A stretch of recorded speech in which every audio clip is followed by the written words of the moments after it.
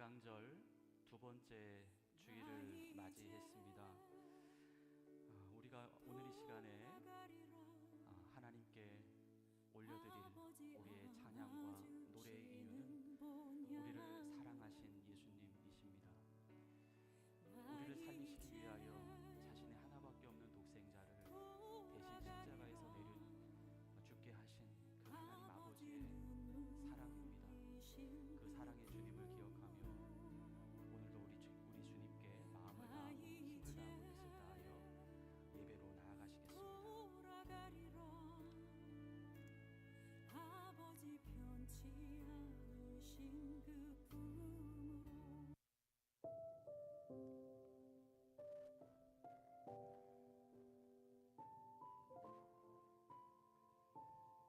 다 같이 자리에서 일어나시겠습니다. 예수를 하나님이 그의 피로써 믿음으로 말미암는 화목제물로 세우셨으니 이는 하나님께서 길이 참으시는 중에 전에 지은 죄를 간과하심으로 자기의 의로우심을 나타내려 하심이니라. 하나님은 영이시니 예배하는 자가 영과 진리로 예배할지니라. 아멘. 우리에게 무한한 사랑, 조건 없는 사랑, 자신의 소중한 것을 다 내어주시는 하나님 아버지의 그 사랑, 그 사랑에 힘입어 이 시간 아버지 앞으로 나아갑니다.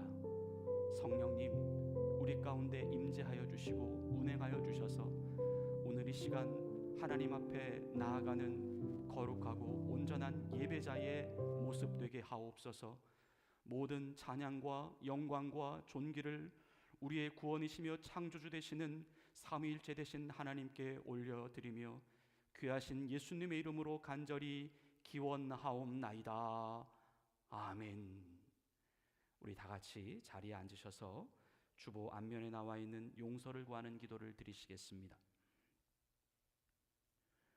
하루를 살아도 주님의 기억하신 바가 되는 인생이기를 원합니다. 삶의 좌절과 실패의 시간들이 있었습니다. 넘어져 일어나지 못할 시간들도 있었습니다.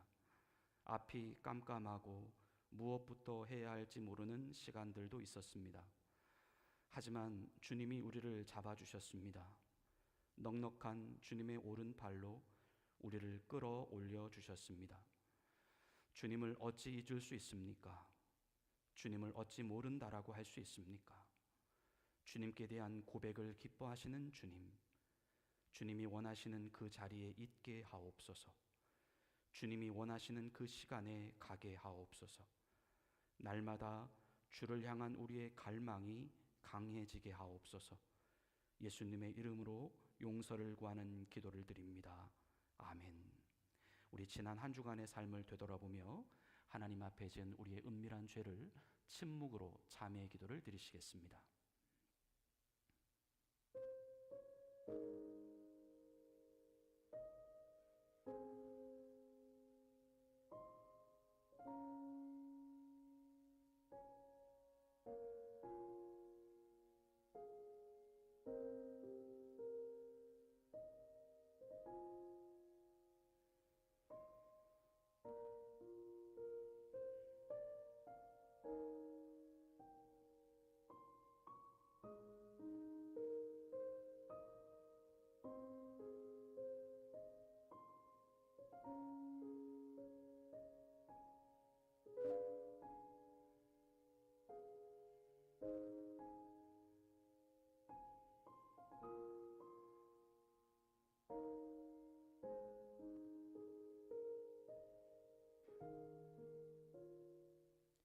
주님이 주시는 소망과 용서의 말씀입니다.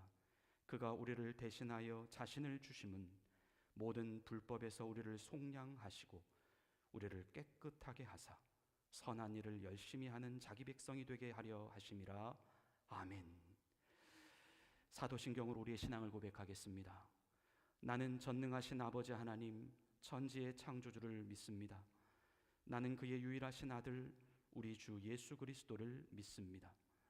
그는 성령으로 잉태되어 동정녀 마리아에게서 나시고 본디오 빌라도에게 고난을 받아 십자가에 못 박혀 죽으시고 장사된 지 사흘 만에 죽은 자 가운데서 다시 살아나셨으며 하늘에 오르시어 전능하신 아버지 하나님 우편에 앉아 계시다가 거기로부터 살아있는 자와 죽은 자를 심판하러 오십니다. 나는 성령을 믿으며 거룩한 공교회와 성도의 교제와 죄를 용서받는 것과 몸의 부활과 영생을 믿습니다. 아멘. 우리 다 같이 일어나셔서 주님께 경배와 찬양 올려드리시겠습니다. 우리의 고백이 능력이 되는 줄로 믿습니다. 우리 가사의 의미를 생각하시며 우리 주님께 고백하시며 나가겠습니다. 나 약해 있을 때에도, 나 약해 있을 때에도 주님은 함께 계시고 나 소망 있을 때에도 주님은 내게 오시네. 나 시험 당할 때에도, 나 시험 당할 때에도 주님이 지켜주시고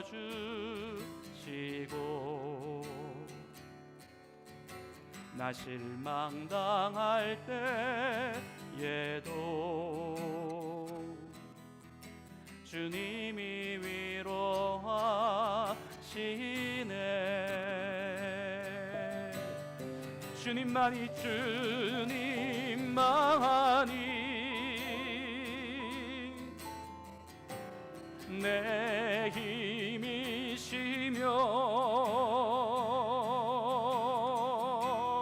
오 주님만이 날 도우시네. 오 나의 주님, 오 나의 주님, 내 아버지여, 오 나의 주님, 내 사랑이여. 우리 다시 한번 고백할까요? 나 약해 있을 때에도, 나 약해 있을 때에도 주님은 함께 계시고 나 소망 잃을 때에도, 나 소망 잃을 때에도 주님은 내게 오시네. 나 시험 당할 때에도 주님이 지켜주시고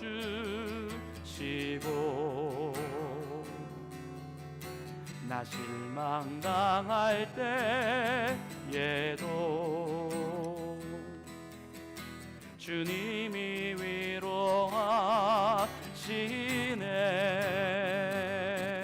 다 같이 고백합니다. 주님만이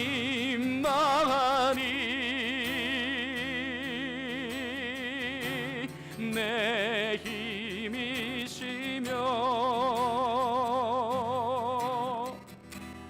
오 나의 주님, 날 도우시네. 오 나의 주님,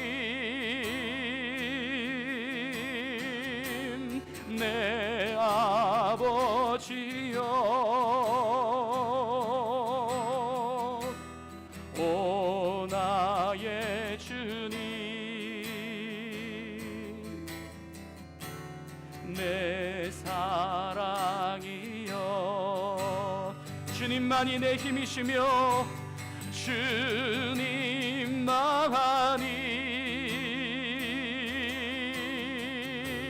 내 힘이시며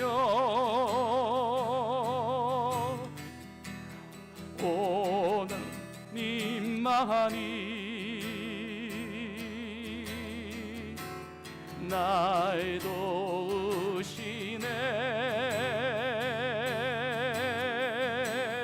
오 나의 주님 내 아버지여 오 나의 주님 내 사랑이여.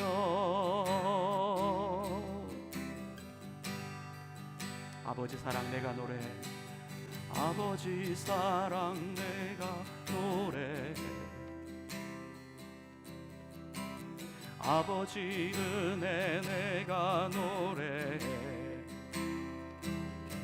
그 사랑 변함없으신 거짓 없으신 성실하신 그 사랑 상한 갈 때 꺾지 않으시는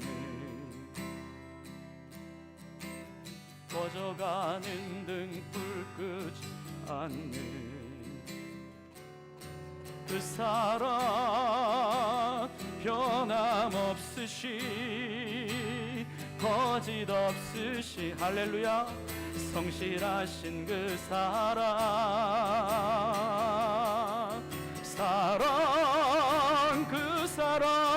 그 사랑 날 위해 죽으신 날 위해 다시 사신 예수 그리스도 다시 오실 그 사랑 죽음도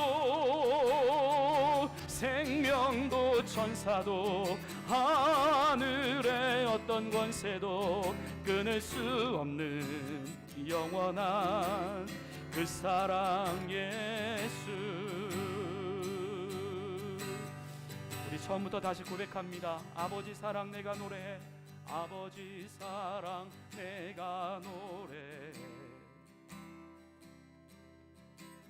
아버지 은혜 내가 노래해. 그 사랑 변함없으신 거짓 없으신 성실하신 그 사랑 상한 갈 때 꺾지 않으신 상한 갈 때 꺾지 않으시는 꺼져가는 등불 끄지 않는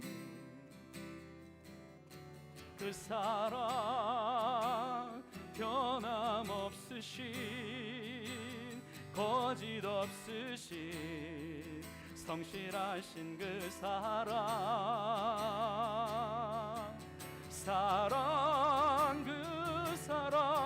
그 사랑 날 위해 죽으신 날 위해 다시 사신 예수 그리스도 다시 오실 그 사랑 죽음도 생명도 천사도 하늘의 어떤 권세도 끊을 수 없는 영원한 그 사랑 예수. 그 사랑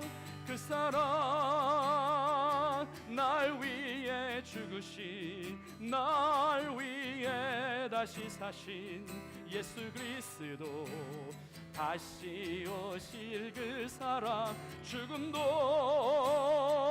생명도 천사도 하늘의 어떤 권세도 끊을 수 없는 영원한 그 사랑 예수. 영원한 그 사랑 예수. 영원한 그 사랑 예수.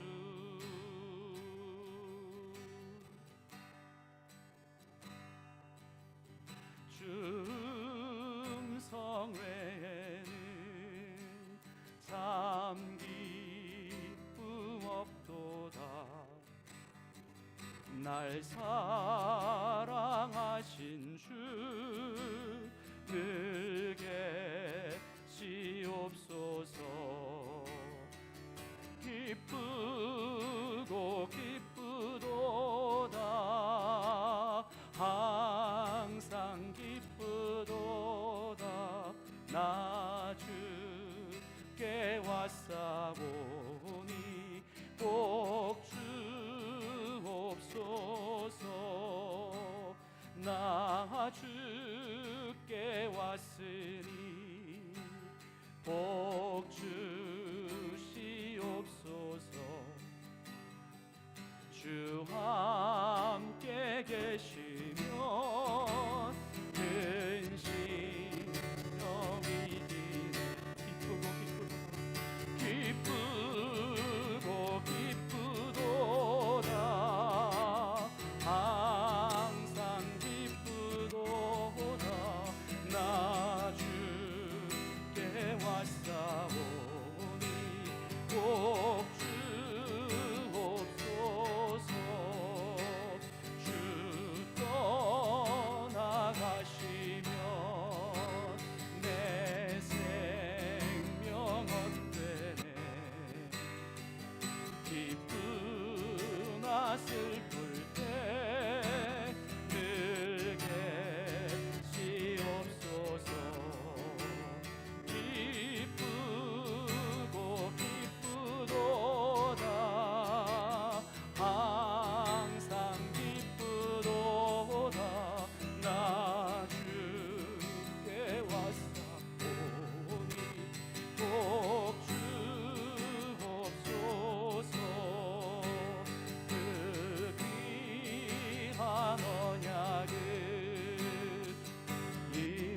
이루어 주시고 주 명령 따를 때 늘 계시옵소서. 기쁘고 기쁘도다. 기쁘고 기쁘도다. 항상 기쁘도다. 나 주께 왔사오니 복 주옵소서. 기쁘고 기쁘도다. 기쁘고 기쁘도다. 항상 기쁘도다. 나 주께 왔사오니 꼭 주옵소서.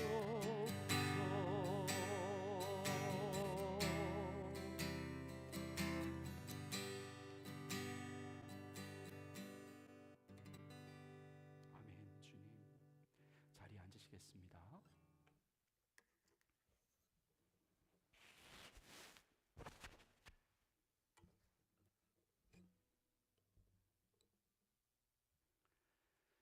우리 다 같이 마음을 모아 우리 하나님 아버지께 간절히 우리 기도드리시겠습니다. 주님의 무한하신 은혜, 주님의 한량없는 사랑 속에 머물렀던 우리들이 오직 주님의 확실한 약속에 의지하여 이 시간 예배의 자리에 서 있습니다. 천하 만민의 구주가 되시는 우리 여호와 하나님 아버지, 아버지는 우리의 영원한 구주이십니다. 우리의 영원한 본향이 되어주시고 영원한 생명의 소망이 되어주시니 감사합니다. 하나님 아버지, 찬양과 경배를 받으시옵소서. 이 시간 우리가 드리고 있는 믿음의 예배, 순종의 예배, 기쁨과 헌신의 예배를 받아주옵소서. 주의 긍휼과 자비가 필요한 우리들입니다. 주의 고침, 우리 주님의 회복하심이 필요한 우리들입니다.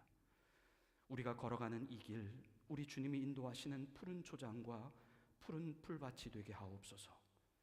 예수 그리스도 안에서 하나님의 약속을 받은 우리들입니다. 아무것도 겁내하지 말고 담대하게 우리 주의 길만 가게 하옵소서. 주님이 보여주시는 길, 우리 주님이 알게 하시고 가게 하시는 그 길에 우리들 모두가 있게 하옵소서. 성령님, 성령님의 그 화평케 하시는 역사와 우리 주님을 사모케 하시는 역사와 주의 복음을 증거케 하시는 역사가 이 시간 우리의 심령 깊숙한 곳까지 가득히 부어지기를 원합니다. 너희 중에 아비된 자 누가 아들이 생선을 달라 하면 생선 대신 뱀을 주며 알을 달라 하면 전갈을 주겠느냐? 너희가 악할지라도 좋은 것을 자식에게 줄 줄 알거든 하물며 너희 천부께서 구하는 자에게 성령을 주시지 않겠느냐라고 말씀하신 예수님, 이 시간 아버지께 간절히 간구합니다. 우리들 모두에게 성령을 선물로 부어주옵소서.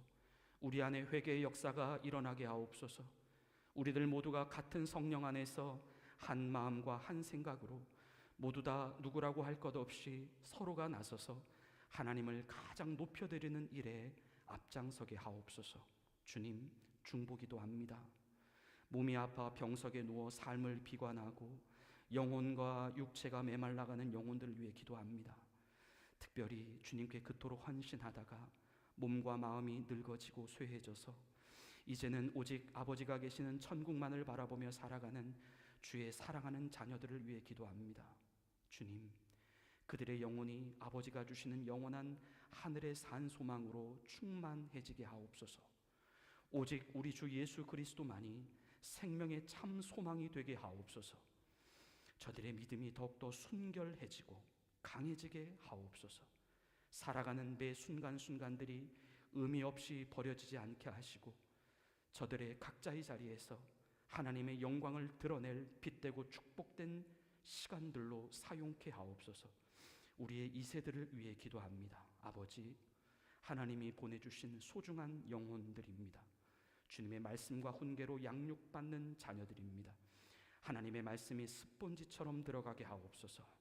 저들이 가지고 있는 그 각각의 영성과 인성과 감수성이 하나님의 말씀으로 다듬어지고 성숙되게 하시고 하나님께 사랑받고 사람들에게 칭찬받는 귀하고 복된 주의 자녀들로 무럭무럭 자라나게 하옵소서. 인생의 최우선 순위가 오직 예수 그리스도가 되게 하시고 많은 사람들을 옳은 대로 돌아오게 할 수 있는 하늘의 별 같은 존재로 저들의 삶과 인생을 빛나게 하옵소서. 주님, 더불어 빛도 없이 이름 없이 각자 자식에게 주어진 자리에서 주의 복음을 열정적으로 전하고 있는 선교사들과 목회자들 위해서 기도하오니 하나님, 그들에게 주님의 능력을 부어주시고 성령 충만케 하시고 날마다 기쁨과 의욕이 넘쳐나게 하시고 하나님의 일을 하는 가운데 행복과 감사함으로 계속 이어갈 수 있도록 성령님 도와주옵소서. 이 시간 하나님의 거룩한 말씀을 듣습니다. 하나님 감사합니다. 우리의 영혼을 주님께서 학자의 혀와 같이 알아들을 수 있는 은총을 베풀어 주옵소서. 성령님, 하나님의 말씀을 통하여 우리의 영혼이 진정 자유케 되어지며 우리의 인생의 비전과 목적을 발견할 수 있는 명확한 시간 되게 하옵소서. 주님을 찬양합니다. 예배의 마치는 시간까지 함께하여 주실 줄로 믿사오며 예수님의 이름으로 감사하며 기도 올리옵나이다. 아멘.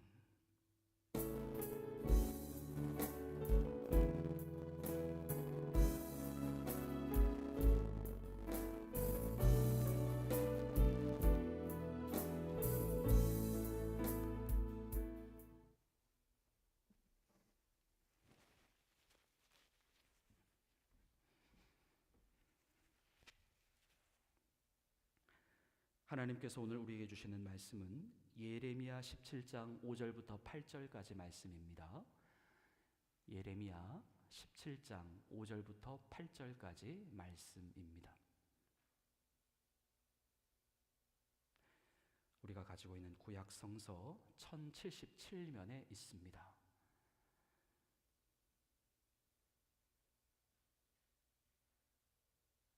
하나님의 말씀을 봉독해 올리겠습니다. 여호와께서 이와 같이 말씀하시니라. 무릇 사람을 믿으며 육신으로 그의 힘을 삼고 마음이 여호와에게서 떠난 그 사람은 저주를 받을 것이라. 그는 사막의 떨기나무 같아서 좋은 일이 오는 것을 보지 못하고 광야 간조한 곳 건건한 땅 사람이 살지 않는 땅에 살리라. 그러나 무릇 여호와를 의지하며 여호와를 의뢰하는 그 사람은 복을 받을 것이라. 그는 물가에 심어진 나무가 그 뿌리를 강변에 뻗치고 더위가 올지라도 두려워하지 아니하며 그 잎이 청청하며 가무는 해에도 걱정이 없고 결실이 그치지 아니함 같으니라. 아멘. 하나님께서 오늘 이 말씀을 통하여 우리 모두에게 은혜 주시기를 원합니다. 하나님은 왜 사람을 싫어하실까요? 이상한 질문이었을 것이라고 생각을 합니다. 하나님은 정말로 우리 사람을 사랑하시니까요. 무슨 이유를 다 갖춰다 분들 그 하나님이 우리를 사랑하신다라고 하는 그 이유에 대하여 충분한 설명이 될 수는 없을 것입니다. 하나님은 이 땅의 사람들을 영원한 죽음에서 구원하시기 위하여 자신의 하나밖에 없는 독생자를 내어주셨으니까요. 그렇다면 왜 하나님은 사람들을 싫어하실까요? 라는 질문일까요? 그 하나님께서 정말로 사랑하는 사람들이시기 때문에 그 안에는 정말로 우리 하나님이 싫어하시는 모습도 있다는 것입니다. 사람인 우리를 너무나도 사랑하시면 사랑하신다라고 하는 그것이 문제라면 문제입니다. 조금 적당히 그냥 조금 그럭저럭 그렇게 사랑하신다면 그렇게 크게 문제가 될 수도 없는 문제인 것이죠. 이 사랑의 넓이, 이 사랑의 깊이, 이 사랑의 높이가 너무나도 높고 너무나도 넓고 너무나 깊어서 우리 하나님께서 결코 방관하거나 그냥 지나칠 수가 없는 문제 한 가지, 그것은 바로 오늘날 우리 안에 우리 하나님보다 다른 어떤 것을 더 사랑하고 더 의지하려고 하는 마음입니다. 우리를 향하신 우리 하나님의 사랑이 너무나도 크고 강력하기 때문에 그 자신이 사랑하는 대상이 자신으로부터 조금만 멀어지고 떠나가도 하나님은 그 우리가 떠나간 만큼, 우리가 그 멀어진 만큼 그 모습을 너무나도 괴로워하시고 싫어하신다는 것입니다. 우리는 성경에서 계시된 하나님의 성품이라고 하는 것이 하나님의 그 사랑이라고 하는 성품 외에 그분이 가지고 계시는 그 미움이라고 하는 성품도 있다라고 하는 것을 알아야 합니다. 그래야 우리는 하나님과의 바른 관계를 정립해 나갈 수가 있습니다. 신명기 4장 23절부터 24절까지 말씀입니다. 너희는 스스로 삼가 너희의 하나님 여호와께서 너희와 세우신 언약을 잊지 말고 내 하나님 여호와께서 금하신 어떤 형상의 우상도 조각하지 말라. 내 하나님 여호와는 소멸하는 불이시오 질투하시는 하나님이시니라. 우리 아가서 8장 6절의 말씀도 한번 보시겠습니다. 너는 나를 도장같이 마음에 품고 도장같이 팔에 두라. 사랑은 죽음같이 강하고 질투는 스올같이 잔인하며 불길같이 일어나니 그 기세가 여호와의 불과 같으니라. 여기에서 말씀하고 있는 이 스올이라고 하는 말은 지옥이라고 하는 뜻입니다. 사랑과 질투, 사랑과 미움, 이 마음이 마치 동전의 양면과도 같이 한 자리에 섞여 있다는 것이죠. 그 상반되어 보이는 이 두 가지 성품이 바로 우리가 섬기고 계시는 우리 하나님 아버지의 성품이다라는 것입니다. 우리는 십자가를 이렇게 기억해야 합니다. 십자가는 결코 낭만이 아니었습니다. 단지 사랑이었고 평화만이 아니었습니다. 물론 사람은 십자가를 바라보면 삽니다. 어떠한 죄가 있고 어떠한 잘못과 어떠한 허물이 있다 하더라도 십자가만 바라보면, 십자가에 의지하여 하나님 앞으로 나아가면 하나님이 다 용서하시고 받아주십니다.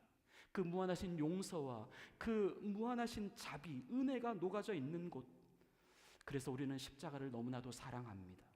하지만 우리는 십자가를 바라볼 때 그런 측면만 바라보아서는 안 됩니다. 그것은 십자가를 절반만 아는 것이요, 십자가를 통하여 우리에게 전하라고 하시는 그 하나님의 메시지를 반만 이해하고 있는 것입니다. 십자가란 우리 하나님 아버지의 그 냉혹한 결단이었습니다. 완전한 단절이었습니다. 그 십자가의 형벌을 아예 쳐다도 보지 않겠다라고 하시는 그 하나님의 처절한 죄에 대한 심판이었습니다. 예수님이 그 하나님의 싫어함, 그 미움의 죄를 그대로 안고 십자가를 지신 것입니다. 십자가에는 예수님의 상처가 남아 있습니다. 죽음으로 대신한 그분의 극심한 고통과 사람들로부터의 버림당함, 절규, 그 목마름이 처절하게 남아 있는 곳입니다. 하나님께서 그토록 미워하시고 그토록 싫어하시는 그 죄, 바로 우리가 하나님을 떠나갔던 죄, 우리가 하나님 아닌 다른 신을 섬겼던 죄, 우리를 향하신 하나님의 사랑이 너무나도 깊어서 그 하나님의 사랑을 버리고 떠나갔던 우리 인간들의 죄를 완전한 미움과 완전한 저주와 완전한 증오와 질투의 불로 불살라버린 곳, 그것이 십자가입니다. 십자가에는 어떠한 하나님의 자비도 보여지지가 않습니다. 완전한 하나님의 그 진노, 죄에 대한 하나님의 쏟아부음, 바로 그 죽음같이 강하고 스올같이 잔인한 하나님의 끓어오르는 그 분노의 절정이 바로 십자가였다라고 하는 것입니다. 우리는 이 사실을 결코 잊어서는 안 된다라는 것이죠. 우리 모두는 지난주에 물질의 주인됨에 대해서 말씀을 우리가 경성하여 들은 바가 있습니다. 사람이 하나님보다 돈을 더 사랑한다라고 하는 것, 그래서 우리가 마음으로는 하나님을 섬긴다라고 이야기하지만 우리의 몸으로는 하나님을 섬길 수 없다라고 하는 것, 우리를 움직여 나가고 있고 우리에게 계속해서 동기부여를 해나가고 있는 것은 하나님이 아니라 돈이라고 하는 것, 그래서 우리가 진짜 하나님을 믿고 하나님을 섬기는 사람들이라고 한다면 우리는 정말 의지로라도 돈보다 우리 하나님이 더 소중하다라고 하는 사실을 반드시 보여야 할 필요가 있다라고 하는 말씀을 우리는 함께 들은 바가 있습니다. 이것은 우리 하나님 보시기에는 너무나도 심각하고 중요한 문제이기 때문입니다. 이사야서 42장 8절의 말씀을 우리 한번 보시겠습니다. 나는 여호와이니 이는 내 이름이라. 나는 내 영광을 다른 자에게, 내 찬송을 우상에게 주지 아니하리라. 우리는 하나님을 바르게 알아야 합니다. 적어도 우리가 믿고 우리가 나의 신으로 고백하는 이 하나님이 어떠한 분이신지를 반드시 알고 그분을 섬겨야 합니다. 우리 하나님 보시기에 가장 중요한 문제, 하나님이 결코 방관하실 수가 없는 그 문제, 그것은 그 하나님만이 계셔야 하는 그분의 고유한 자리, 바로 우리의 주인이 되셔야 할 그 자리, 그 마음의 중심의 자리에서 하나님께서 반드시 앉아 계셔야만 하는 문제인 것입니다. 하나님은 이 부분에서만큼은 결코 양보하거나 결코 타협을 하실 수가 없는 분이십니다. 그저 사랑, 용서, 평화라는 이유만으로 덮어놓고 가실 수가 없는 이유입니다. 하나님의 그 죽음같이 강하고 그 스올같이 잔인한 질투의 불을 보내셔서라도 반드시 하나님을 떠나간 우리의 마음을 다시금 자신에게로 돌려놓으시겠다라고 하시는 우리 하나님 아버지의 강력한 의지인 것입니다. 이 심각하고도 중요한 이슈를 우리는 결코 가볍게 생각하지 말아야 합니다. 하나님께서 반드시 여러분의 인생을 개입하십니다. 신앙을 지킨다라고 하는 것, 믿음을 지킨다라고 하는 것이 바로 그러한 의미입니다. 내 주인의 자리에 계속해서 우리 하나님을 앉혀드리는 행위입니다. 이것이 신앙의 본질이라고 하는 사실을 잊지 마십시오. 사람들이 돈을 좋아하고 사람들을 의지하기를 좋아하지만 돈을 주시는 분도 하나님이시고 사람을 주시는 분도 하나님이십니다. 사람이 가족들을 너무나 사랑하고 직장을 좋아하고 건강을 지켜내고 싶고 가족을 우리에게 일터를 우리에게 살고 있는 이 삶의 터전을 우리는 너무나도 좋아하고 있지만 우리에게 가족을 주신 분도 하나님이시고 우리에게 직장을 주신 분도 하나님이시고 우리에게 건강과 삶의 터전을 주신 분도 우리 하나님이라고 하는 사실, 그래서 심플합니다. 그 이유 때문에 우리가 돈보다 사람보다 또 가족보다 직장보다 건강보다 우리가 하나님을 더 사랑해야 하는 그 결정적인 이유라는 것입니다. 우리는 그래서 하나님을 최고로 섬겨야 합니다.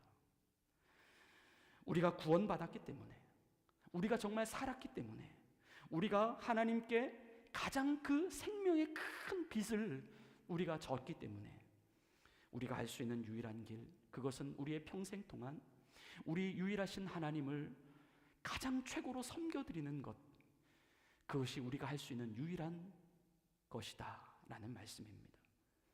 여기에 대해서는 고민할 것도 없고 주저할 필요도 없고 망설일 이유도 없습니다. 하지만 왜 그리도 당연하고 왜 그리도 마땅해 보이는 그 일이 우리에게는 잘 안 되는 것일까요? 이 하나님을 섬겨드리는 일에 대해서는 여전히 우리가 호수투로 일하고 있는 것 같지가 않고 늘 손님인 것 같은 그 느낌, 왜 그럴까요? 결국 믿음이 문제다라는 것입니다. 우리 안에 하나님에 대한 믿음이 있느냐 없느냐에 대한 문제인 것입니다. 그러한 하나님에 대하여 우리가 인정을 하느냐 인정을 하지 않느냐에 대한 문제입니다. 우리는 이제 어느 지점까지 이르게 되면, 어느 부분까지 도달하게 되면 그때부터는 우리가 아무리 이성적으로 또는 아무리 지식적으로 하나님을 말씀을 가르치고 교훈을 해보아야 소용이 없습니다. 결국 이것은 우리가 어느 지점 그때부터는 하나님을 받아들일 것이냐 아니면 받아들이지 말 것이냐에 대한 문제이기 때문입니다. 인간들은 왜 어리석을까요? 그것은 하나님을 인정할 수 없다라는 이유라기보다 하나님을 인정하기를 싫다, 하나님 인정하기가 싫다라고 말하는 이유 때문입니다. 우리에게는 그동안 우리의 삶 속에서 얼마나 많은 일이 있어 왔는지 모릅니다. 하나님이 아니고서는, 하나님이라고 하는 이유를 가져다 붙이지 않고서는 도저히 설명되어 줄 수 없는 그 이유들 말입니다. 물론 지금도 마찬가지입니다. 우리는 그 일들을 얼마나 많이 우리의 삶 가운데에 사실상 매일매일 경험하고 있는지 모릅니다. 내가 하지도 않았습니다. 다른 사람이 한 것도 아닙니다. 내 노력이 통한 것도 아니고 내 어떤 경험이나 실력이 작용한 것도 아니었습니다. 그렇다고 어떤 자연 법칙, 세상의 어떤 그 이론으로도 설명되어질 수 없었던 일입니다. 사람이 그 정도쯤이 되면 이제 그 일을 어쩜 하나님이 하셨을 수도 있겠다라는 생각을 할 법도 한데, 이상하게 우리는 하나님에 대한 이유만큼은 붙일 수가 없다는 이유입니다. 왜 그렇게 하나님이라고 하는 존재에 대하여 우리는 피해 가려고만 하는 그 이유, 그것을 우리가 사실 잘 알 수가 없다는 것이죠. 아무리 생각해도 이유에 대한 이유가 아니라 그 하나님에 대한 이유만큼은 인정하기가 싫은 이유입니다. 그렇게 밖에는 설명이 되지 않습니다. 사람들은 그러한 과정들 속에서 하나님이 안 하셨다라고 하는 대놓고 말할 수 없고, 또 그렇다고 하나님이 하셨다라고도 대놓고 말할 수도 없고, 그러한 순간에 고작 사람들이 하는 말은 우연히 그렇게 되었다, 운이 좋아서 그렇게 되었다, 또는 재수가 좋았다, 그렇게 말합니다. 바로 지금 이 순간에도 사람이 정말 다급해지고 절박해지면 그들이 결국 하나님을 찾을 것이고, 또 지금도 그 기적과 같은 일들을 여전히 경험하고 있으면서도 말입니다. 사람이 몰라서 지식이 없어서 그들에게 어리석다라고 하는 말을 하는 것이 아닙니다. 오늘날 사람들은 사실상 너무나도 많이 배웠고 너무나도 똑똑합니다. 이들이 웬만하면 사실상 잘 넘어가지 않습니다. 그토록 너무나도 많은 내용들을 알고 있기 때문에 사람들은 오늘날 많이 예민합니다. 사람이 어리석은 이유는 그들이 단지 무엇을 모르거나 무엇에 대하여 무지하기 때문이 그런 것이 아니라 단지 그 일을 하나님이 하셨다라고 인정하기를 싫어하는 모습 때문입니다. 그 일부러 하나님을 의도적으로 거부하려 하고 피하려 하고 모르는 채 하려고 하는 그 왠지 모를 씁쓸한 말입니다. 그 하나님이 하신 일을 의도적으로 감추려고 하는, 잘 드러내지 않으려고 하는 그 자신의 정직하지 않은 모습 말입니다. 우리는 반드시 기억해야 할 한 가지가 있습니다. 그것은 사람에게 있어서 이 모른다라고 하는 것은 결코 죄가 아니다라고 하는 것입니다. 하지만 우리는 또 한 가지 더 알아야 할 것이 있습니다. 그것은 우리가 만일 반드시 알아야만 하는 것을 일부러 내가 모르기로 작정했거나 이미 내가 알고 있는 사실임에도 불구하고 특별한 이유 없이 내가 지금 모른다라고 말을 한다면 그것은 분명 죄다.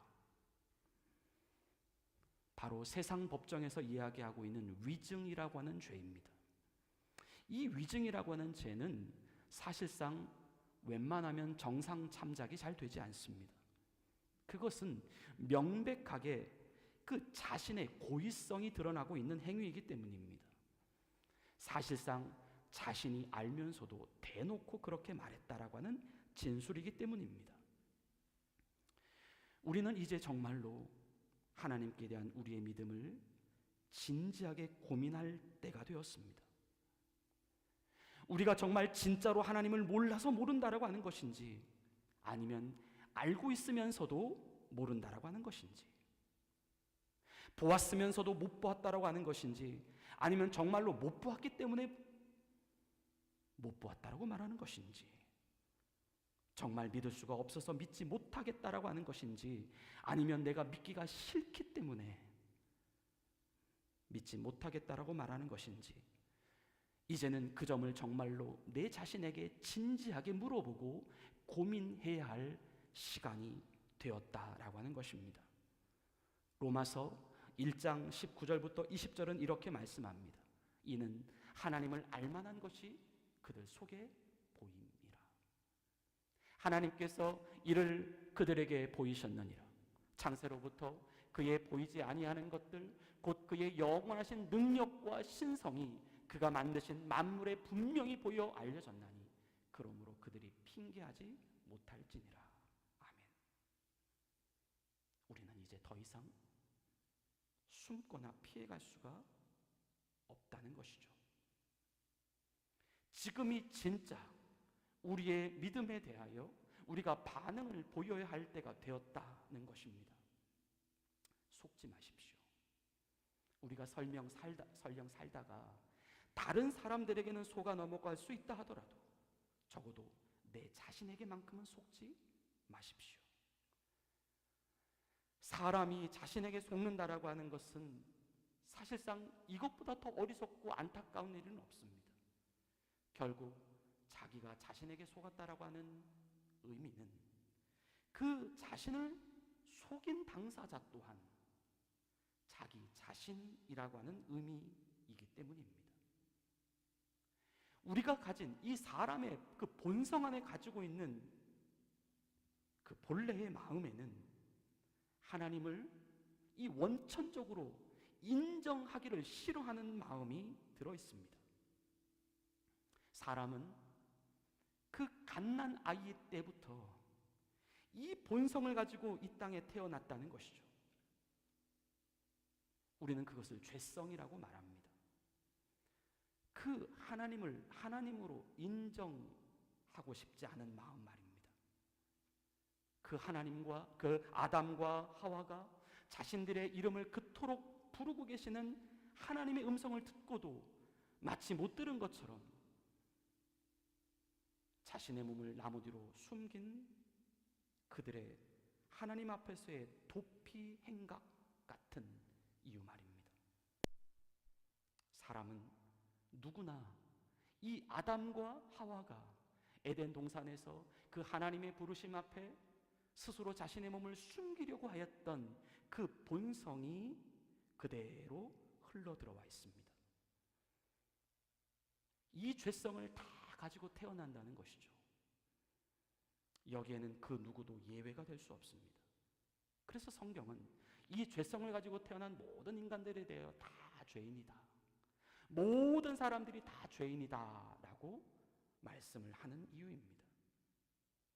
그런데 그래서 사람들은 정말 이러한 이유 때문인지 정말 몰라도 이상하게 자신이 하나님을 모른다라고 말할 상황임에도 불구하고 그들은 하나님을 믿지 않는다라고 말을 합니다. 하나님을 자신이 안다라고 말을 할 상황임에도 불구하고 그때는 또 이상하게 하나님을 믿는다라고 말을 합니다. 결국 나는 하나님을 믿지 않아 라고 하는 말 속에는 하나님을 모른다라고 하는 의미가 들어있다라기보다 자신이 하나님을 믿고 싶지 않다라고 하는 의미가 들어있다라는 것이죠. 나는 하나님을 믿어라고 하는 말 속에는 하나님을 안다라고 하는 의미가 들어있다라기보다 하나님을 믿고 싶다라고 하는 의미가 들어있다라고 하는 것입니다. 그러니 우리가 하나님을 믿느냐 안 믿느냐라고 하는 것은 우리를 아느냐 모르느냐의 차원이 아니라는 것입니다. 그것은 분명 우리가 하나님을 믿고 싶어 하느냐 믿고 싶지 않아 하느냐의 차원이라는 것입니다. 이 믿음에 관한 이 솔직한 질문, 이제는 우리가 정말 객관적으로 내 자신에게 질문을 해 보아야 할 때가 되었다라고 하는 것입니다. 시편 53편 1절의 말씀입니다. 어리석은 자는 그의 마음에 이르기를 하나님이 없다 하도다. 그들은 부패하여 가증한 악을 행하며 선을 행하는 자가 없도다 말씀하십니다. 도대체 그 자신이 계속해서 하나님은 없어, 하나님은 없어 말하고 있는 그 사람들, 그들이 정말로 진짜로 그렇게 생각하고 말하는 이유가 무엇인가라고 하는 것입니다. 정말 하나님이 없어서 그렇다라는 것이 아니라 바로 이러한 이유 때문이라는 생각이 드는 것입니다. 이 시간 우리 성령님께서 우리들 각자에게 말씀하시는 음성에 여러분 놓치지 마시고 귀를 기울이시기를 바랍니다. 우리는 정말 있는 것을 없는 것이다라고 말하는 어리석은 사람들은 아닐까요? 일부러 알고 있는 것을 애써 감추려고 하거나 숨기려고 하는 그 어리석은 자들은 아닐까요? 그들 스스로가 핑계댈 수 없는 그 자신들이 알고 있는 그 진짜 이유, 하나님은 없어라고 말하는 그 진짜 이유, 그것은 혹시 자신들이 하나님을 그렇게 인정하는 순간부터 이 하나님이라고 하는 분을 정말 내 자신의 주인으로 모셔드리면 어떡하지? 그런 일종의 불편함, 두려운 마음 때문은 아니었을까요? 왜냐하면 그때부터 우리는 정말 우리의 인생을 내 마음대로 할 수 없을지 모른다라고 하는 그 일종의 내 자신의 거부감, 그 불안감이 하나님은 없어라고 말했던 진짜 우리의 이유일 수 있겠다는 것입니다. 솔직히 정직하지 못했다라는 것입니다. 단지 그들은 자신들의 인생을 자기 마음대로 하고자 했던 그 마음을 지켜내고자 일부러 하나님은 없어라고 말했다는 것이죠. 그것이 어리석었다라고 하는 것입니다. 왜 끝까지 그들은 자신의 주인됨을 포기하지 않으려고 하는 것일까요? 왜 끝까지 진짜 주인에게 자신의 자리를 내어주지 않으려고 하는 것일까요? 이들은 거의 본능적으로, 거의 습관적으로 하나님께 대하여 별 고민도 하지 않으며 단지 거부를 위한 거부만을 지금 하고 있다라고 하는 것입니다. 어떻게 해서든지 그 주인의 자리를 하나님께 내어주지 않고 싶어 하는 그 고집되고 그 고집스러운 그 태생에서부터 하나님을 피해 실어 달아나려고 했던 그 자신의 본성에 철저히 길들여져 있는 그런 죄인의 모습일 수 있다는 것입니다. 성도 여러분, 성경은 죄에 대하여 이렇게 정의하고 있습니다. 요한 1서 3장 4절의 말씀입니다. 죄를 짓는 자마다 불법을 행하나니 죄는 불법이라. 죄는 내 자신이 심리적으로 느끼는 어떤 부담이나 양심의 가책 또는 감정의 죄책감을 말하는 것이 아닙니다. 그것은 내가 이것이 죄일 거야 라고 생각하는 내 판단이고 내 기준이죠. 진짜 죄는 우리가 정의하는 것이 아니라 그 죄를 심판하시는 하나님이 정의하시는 것입니다. 하나님이 내리신 죄에 대한 정의는 곧 죄는 불법이라고 하는 정의입니다. 우리 시간 한번 다시 다 같이 한번 따라서 해볼까요? 죄는 불법이라. 우리 좀 더 크게 해보겠습니다. 죄는 불법이라.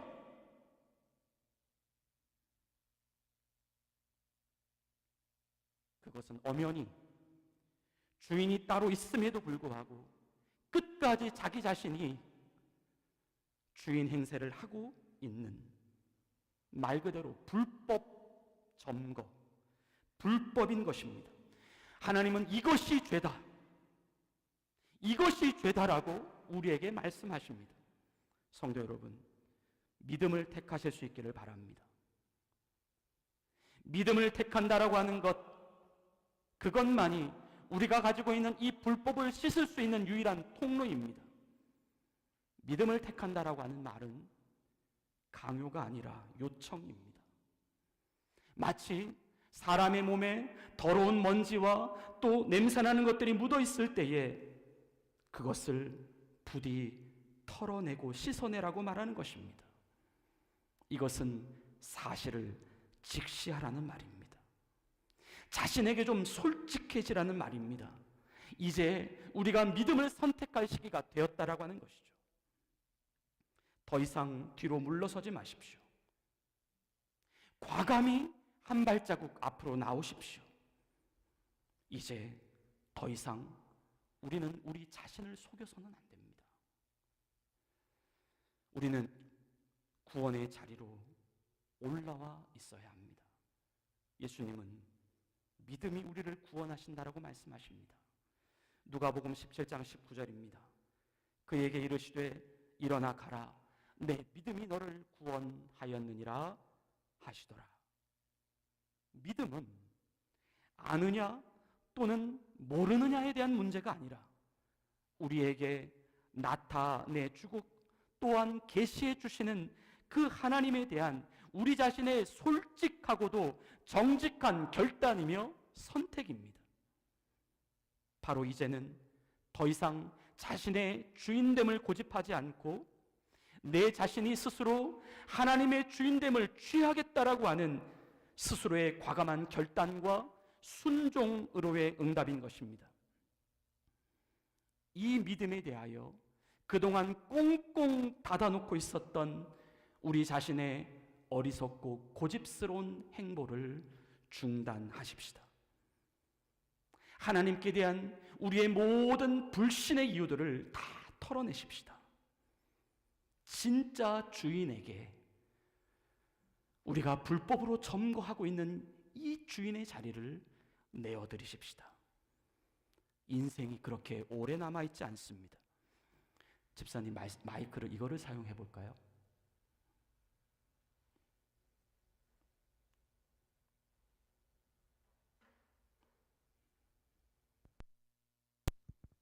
인생은 마치 화살이 날아가는 것처럼 그렇게 빠르게 지나가는 것이 인생이라고 성경은 말씀합니다. 얼마 남지 않은 그 인생이라도 이 인생의 전부를 우리 하나님께 맡겨보십시다. 그때부터 우리는 진정 우리의 영혼의 참 자유를 경험하게 될 것입니다. 그때부터 우리에게는 놀라운 일들이 일어나게 될 것입니다. 마치 그 미국의 후보댐이 한순간에 그 수문을 개방하게 되는 그 순간 엄청난 양의 물이 엄청나게 큰 압력을 만들어내어 그 열려진 수문의 틈으로 마구마구 쏟아져 내려가는 것처럼 우리는 하나님께서 준비해 놓으신 그 엄청난 하늘의 사건을, 기적의 사건을 우리의 삶 속에서 경험하게 될 것입니다. 우리 하나님은 스탠바이 하고 계십니다. 부디 조금만 우리 자신의 마음 문을 그분께 개방해 주십시오. 그 문은 내 자신이 열어야 할 문입니다. 그 마음의 문을 연다라고 하는 것이 사람의 믿음이라는 것이죠. 우리는 그동안 억지로 그 문을 잡고 있었습니다. 때로 그러한 과정 가운데 그 시간이 너무나 고통스러웠고 너무나 버거웠습니다. 때로 가슴 터지게 답답하고 스스로 무너져 내릴 정도로 그렇게 힘든 시간이었음에도 불구하고 우리는 끝까지 물러서지 않고 하나님께 대한 우리의 마음의 문을 닫고만 있었다라고 하는 것입니다. 그 자신의 주인됨이 뭐 그리도 대단하길래 말입니다. 하나님은 계속해서 우리의 인생 가운데 그 문을 그토록 열려고 하셨고 우리는 그 문을 그토록 닫으려고 하였다라고 하는 것입니다. 이 하나님과의 힘겨루기, 하나님과의 이 투쟁을 이제는 좀 멈추어야 할 때가 되었다라고 하는 것입니다. 이제 우리 주님께 과감히 그 문을 열어 보이십시다. 열어도 되는 문이지 않습니까? 그분은 나를 만드신 분이십니다. 그분은 나를 이 땅에 보내신 분이십니다. 그분은 나를 위해 자신의 생명을 버리신 분이십니다. 그분이 나에게 잘못한 것이 있다라고 한다면 단지 나를 너무나도 사랑한 것밖에 없었다라고 하는 것. 그 너무나도 깊고 넓고 높은 사랑을 나에게 주셨다라고 하는 것. 그분이 나에게 잘못한 것은 그것밖에는 없다는 것이죠. 그냥 단지 내 자신과 너무나도 가까이 있고 싶어 하시는 그 하나님의 그 애절한 마음이 잘못이라면 잘못이라는 것입니다. 그분께 마음을 열라는 것인데 왜 우리는 아직까지 그 일을 망설이고 있을까요? 그저 문을 열면 됩니다. 그저 내가 그토록 잡고 있었던 문고리를 내 손에서 놓기만 하면 됩니다. 그러면 그것이 내가 너에게로 들어가도 되는 사인이구나 라고 우리 주님은 생각할 것이고 주님은 바로 우리 가운데 주인으로 들어오실 것입니다. 여러분 자신의 마음의 결단을 꼭 내리시기 바랍니다. 우리 주님이 내 안으로 들어오시게 되는 매우 중요한 지금입니다. 이사야서 55장 6절부터 7절은 말씀합니다. 너희는 여호와를 만날 만한 때에 찾으라. 가까이 계실 때에 그를 부르라. 악인은 그의 길을, 불의한 자는 그의 생각을 버리고 여호와께로 돌아오라. 그리하면 그가 긍휼히 여기시리라. 우리 하나님께로 돌아오라. 그가 너그럽게 용서하시리라. 이 하나님께로 돌아오지 않으시겠습니까? 여호와께로 돌아오라. 그리하면 그가 긍휼히 여기시리라. 우리 하나님께로 돌아오라. 그가 너그럽게 용서하시리라. 이 하나님의 용서, 이 하나님의 긍휼을 받지 않으시겠습니까? 여호와를 만날 만한 때는 바로 지금입니다. 오늘 이 시간 우리가 각자 하나님 말씀 앞에 반응하십시다. 주님, 제가 주님을 나의 주인으로 영접합니다. 내 안에 오셔서 나의 주인이 되셔서 나의 삶을 다스려 주옵소서. 성도 여러분, 이 시간 그렇게 마음에 소원하는 분들이 계시다면, 이 시간 정말 내 자신 안에 그 기도가 진실로 동의가 되신다면 한번 이렇게 반응해 보시면 어떨까요? 우리 그런 분들만 한번 조용히 눈을 감아 보시기 바랍니다. 그리고 정말로 진실되게 우리 자신에게 한번 고백하는 이 고백의 기도를 우리 하나님께 한번 들어보시면 어떨까요? 한번 이렇게 기도를 따라서 해보시기 바랍니다. 주님, 제가 주님을 영접합니다. 나의 주인으로 영접합니다. 내 안에 오셔서 나의 주인으로 나의 삶을 다스려 주옵소서. 예수님의 이름으로 기도합니다. 아멘. 지금 내가 이 하나님 앞에서 드린 이 고백의 기도가 정말 한치의 위장도 없고 한치의 속임도 없는 진실한 기도로 드려졌다면, 이 시간 하나님은 자신의 약속대로 우리 안에 주인으로 들어오셨습니다. 주님이 그러한 우리를 다스려 주실 것입니다. 매일매일 그러한 기도의 고백과 그러한 기도의 내용으로 살아가십시다. 그동안 내가 주인이 되어 살아가고자 했던 우리 인생의 그 내가 세운 인생 계획을 과감히 던져버리고 다시금 주님을 위해 살아가고자 하는 인생 계획표로 우리가 다시 한번 설정해 가십시다. 그리고 이제 주인이 바뀌어지고 있는 시간이니 그동안 우리 안에 하나님보다 더 의지하고 있었던 이 세상의 것들을 우리가 하나씩 청소해 나가십시다. 하나님은 이제 자신이 주인으로 되어 계시는 우리 자신 안에 하나님이 기뻐하시고 하나님이 원하시고 계시는 하늘의 각양 좋은 것들로 더 많이 채워 나가시기 시작하실 것입니다. 우리가 상상할 수 없었던 우리 하나님 아버지의 방법, 우리 하나님의 지혜로 우리의 인생을 푸른 풀밭과 푸른 초장으로 인도해 가실 것입니다. 이제 그 하나님을 기대하고 소망하며 나아가십시다. 그동안 우리 인생 가운데 풀리지 않았던 그 모든 인생의 의문들이 이제 하나둘씩 풀어져 나가게 될 것입니다. 왜 그때 그 일이 나에게 일어나야만 했는지, 왜 그때 그 일이 나에게 필요했는지, 그때 왜 나는 그곳에 가 있어야만 했던 것이고, 왜 나는 그때 그 사람을 만나야만 했었는지, 조금씩 인생의 의문들이 풀어져 나가게 될 것입니다. 믿으면 다 됩니다. 믿으면 다 이해가 됩니다.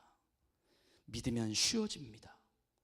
말씀도 쉬워지고, 기도도 쉬워지고, 예배도 쉬워집니다. 내가 잡고 있었던 믿음의 수문을 개방하십시다. 하나님께서 우리의 주인으로만 되어 계신다면 그때부터 하나님께서 말씀하시는 주의 말씀은 우리의 귀 가운데에, 우리의 영혼 가운데에 정말 송이꿀보다 더 달고 더 달콤한 음성으로 다가오게 될 것입니다. 우리가 하나님의 말씀을 먹는 족족 우리의 영혼이 살아나게 됨을 경험하게 될 것이고, 세상이 다르게 보이게 될 것이고, 사람들 또한 다르게 바라봐지게 될 것입니다. 우리의 삶에 새로운 의욕, 새로운 목표, 새로운 비전이 생기게 될 것이고, 인생이 이 길로 가야 정답이라고 하는 사실을 우리는 반드시 깨닫게 될 것입니다. 바로 그러한 인생이 우리 하나님과 동행하는 인생입니다. 그리고 오늘 본문에서 말씀하고 있는 하나님을 의지하는 사람의 모습이며, 하나님을 의뢰하는 사람의 삶이며, 하나님의 복을 받는 사람의 모습이며, 결론적으로 물가에 심기워진 나무의 인생인 것입니다. 오늘 본문 말씀은 오늘 우리가 함께 나누고 함께 들었던 이 설교 말씀 전체를 요약해주고 있는 본문의 말씀입니다. 우리가 이 본문의 말씀을 우리 다시 한번 마지막으로 소리내서 봉독해 보시겠습니다. 예레미야 17장 5절부터 8절입니다. 여호와께서 이와 같이 말씀하시니라. 무릇 사람을 믿으며 육신으로 그의 힘을 삼고 마음이 여호와께서 떠난 그 사람은 저주를 받을 것이라. 그는 사막의 떨기나무 같아서 좋은 일이 오는 것을 보지 못하고 광야 간조한 곳 건건한 땅, 사람이 살지 않는 땅에 살리라. 그러나 물은 여호와를 의지하며 여호와를 의뢰하는 그 사람은 복을 받을 것이라. 그는 물가에 심어진 나무가 그 뿌리를 강변에 뻗치고 더위가 올지라도 두려워하지 아니하며 그 잎이 청청하며 가무는 해에도 걱정이 없고 결실이 그치지 아니함 같으리라. 아멘.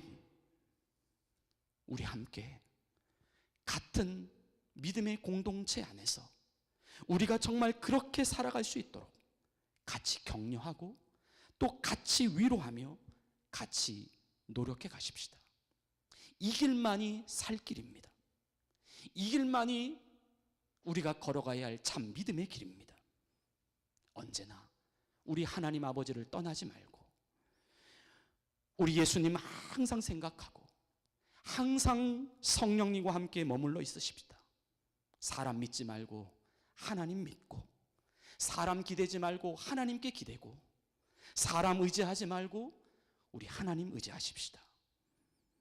우리의 주인이 누구인가를 매일매일 상기하며 살아가십시다. 아침에 눈이 떠지게 되는 그 순간부터 주님, 오늘도 당신이 내 주인인 것을 고백합니다. 이 고백이 되어지도록 하십시다. 할 수 있습니다. 될 수 있습니다.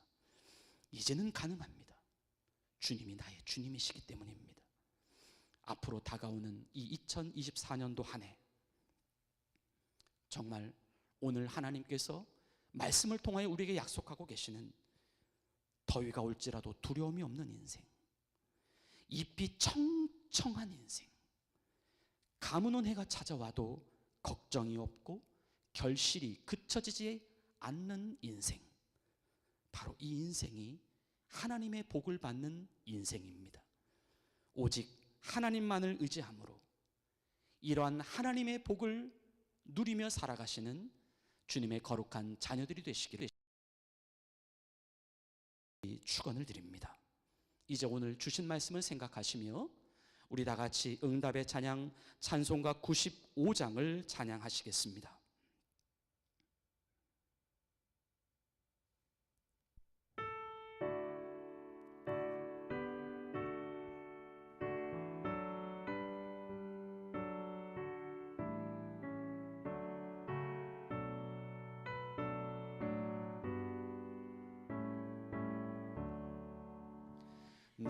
나의 기쁨 나의 소망 되시며 나의 생명이 되신 주 밤낮 불러서 찬송을 드려도 늘 아신 마음 뿐일세. 나의 사모하는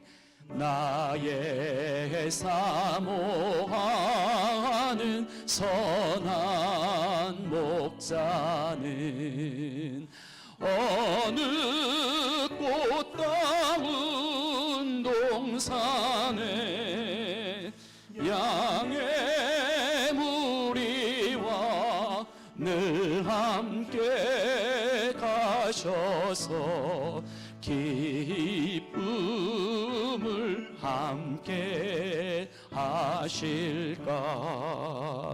길도 없이 거친 넓은 들에서 갈 길 못 찾아 애쓰며 이리 저리로 헤매는 내 모양 저 원수 조롱하도다. 간주입니다.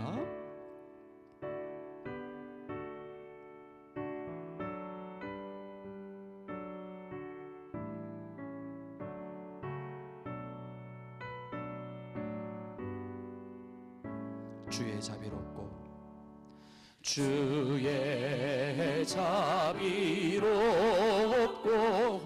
화평한 얼굴 모든 천사도 반기며 주의 놀라운 진리의 말씀에 천지가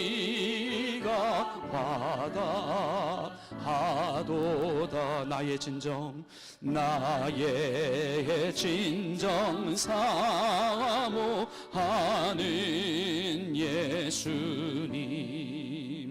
음성조차도 반갑고 나의 생명과 나의 참 소망은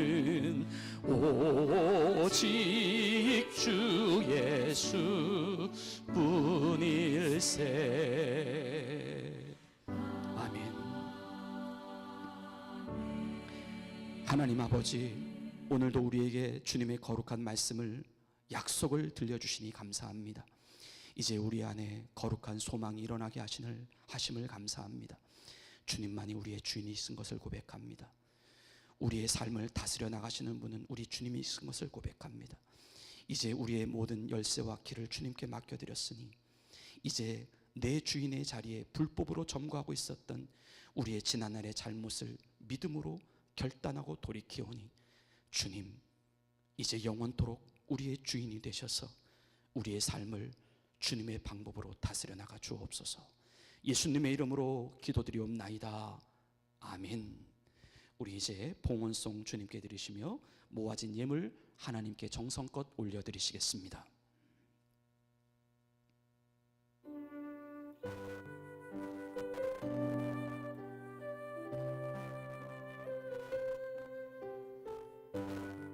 이 모든 것이 주님의 은혜, 이 모든 것이 주님의 은혜, 이 모든 것이 은혜라네.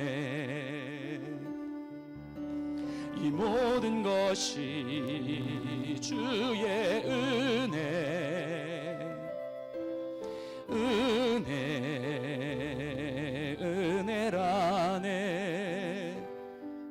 내가 가진 가진 것들 중에 받지 않은 것 하나도 없으니 오직 주님의 은혜라.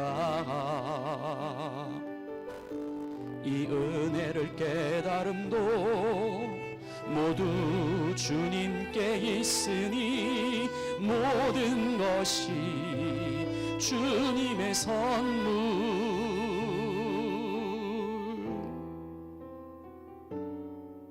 이 모든 것이 주님의 은혜.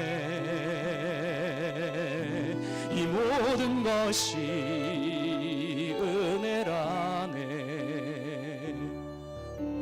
이 모든 것이 주의 은혜라네.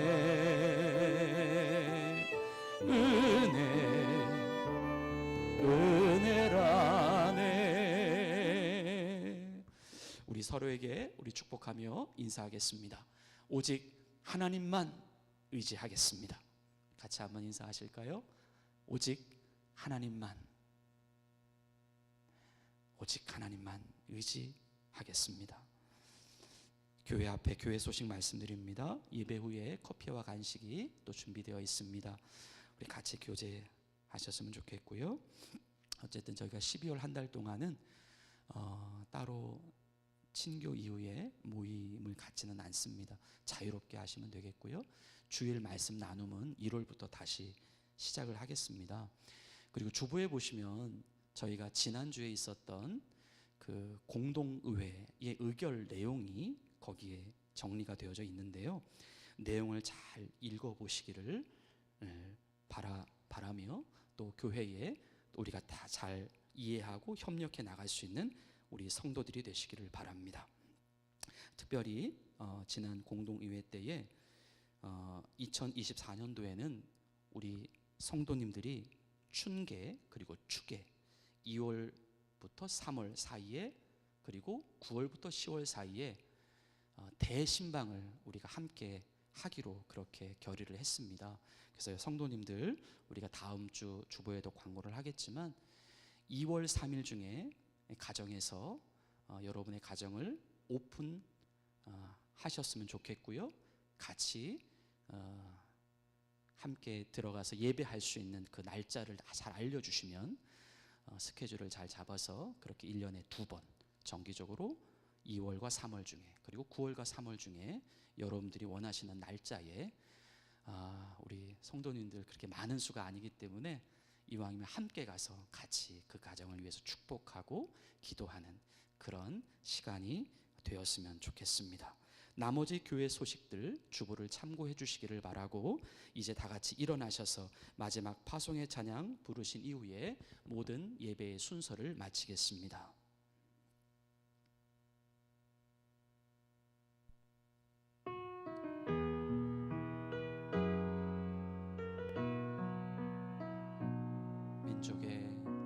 민족의 가슴마다 피 묻은 그리스도를 심어 이 땅에 푸르고 푸른 그리스도의 계절이 오게 하소서 오게 하소서. 이 땅에 하나님의 나라가 이루어지게 하옵소서. 모든 사람의 마음과 교회와 가정에도 하나님 나라가 임하게 하여 주소서. 주의 성도들이 예수의 꿈을 꾸고 인류 구원의 환상을 보게 하소서. 한 손엔 복음 들고 한 손엔 사랑을 들고 온 땅 구석 누비는 나라 되게 하소서. 주의 성도들이 예수의 꿈을 꾸고 인류 구원의 완상을 보게 하소서. 한 손엔 복음 들고 한 손엔 사랑을 들고 온 땅 구석 누비는 나라 되게 하소서. 아까 드리지 못한 광고 하나가 더 있어서 한 번만 더 추가하고 축도하도록 하겠습니다. 잠시 몇 주간이었는데 우리 주찬이라고 하는 우리 청년 그동안 함께 예배를 드릴 수 있어서 너무나 좋았고요. 아마 이번 주를 마지막으로 해서 또 본인의 그 세운 일정에 따라서 이제 미국을 거쳐서 이제 다시 한국으로 돌아가게 되었다라고 합니다. 우리 찬이 형제를 위해서 우리 성도님들 기억해 주시고 기도해 주셨으면 좋겠습니다. 축도하겠습니다. 하나님 아버지, 무릇 여호와를 의지하는 자, 여호와를 의뢰하는 자, 그 사람이 복을 받을 것이라 말씀하셨습니다. 주님, 언제나 하나님의 복을 받는 자리에 서 있게 하옵소서. 물가에 심어진 나무가 뿌리를 강변에 뻗치고 더위가 올지라도 두려워하지 아니하며 그 잎이 청청하며 가무는 해에도 걱정이 없고 결실이 끝이지 아니함 같다라고 말씀해 주셨으니, 주님, 이 깨끗한 그릇 교회 안에 속해 있는 모든 자들, 그리고 하나님의 긍휼과 사랑을 바라는 모든 자들에게 이 복이 임하게 하옵소서. 오늘 주님 앞에 올려드리는 예물을 하나님 흠양하여 주시고 우리의 삶에 더욱더 주를 고백하는 믿음의 삶이 계속되게 하옵소서. 이제는 우리 구주 예수 그리스도의 은혜와 하나님 아버지의 극진하신 사랑하심과 성령님의 감동, 감화, 교통하여 주심이 이제 물가에 심기어진 나무로 그 복의 자리에서 주의 길을 걸어가기를 결단하는 주의 사랑하는 백성들 머리머리 위에, 그리고 이제 자신의 인생 가운데 새로운 미래를 향하여 나아가는 우리 찬이 형제 위에 이제로부터 영원토록 함께 계시기를 간절히 축원하옵나이다. 아멘.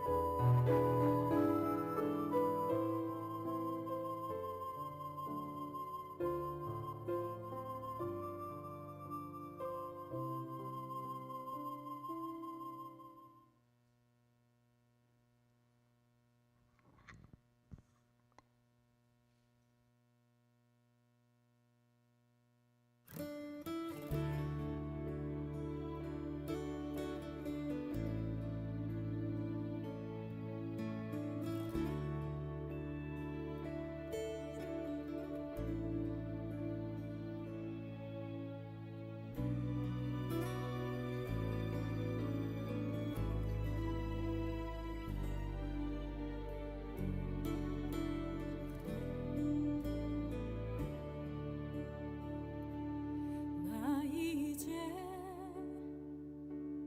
돌아가리라.